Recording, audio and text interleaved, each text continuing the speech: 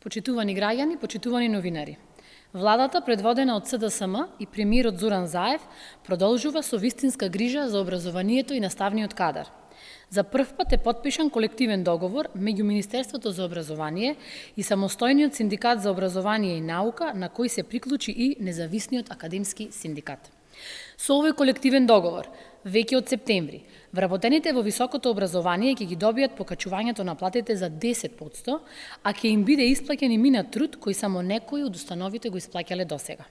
Колективниот договор ги нормира и унапредува правата на работниот однос во секторот високо образование и наука, меѓу кои вработување, унапредување, право на годишен одмор, право на платено и неплатено отсуство, право на отпремнина, заштита од отказ, услови за парична помош, синдикална организација.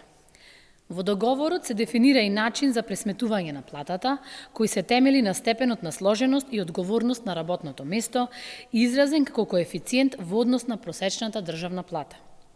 Со ова се обезбедува систем на валоризација, но и континуиран раст на платата, која ќе расте заедно со просечната плата. Дополнително, во основната компонента на платата ќе се исплаќа и минат стаж. Со вклучувањето на независниот академски синдикат во колективниот договор, за прв пат во 30 години независна држава, професорите директно преговараа за своите права со Министерството, без посредство на раководните структури на државните универзитети.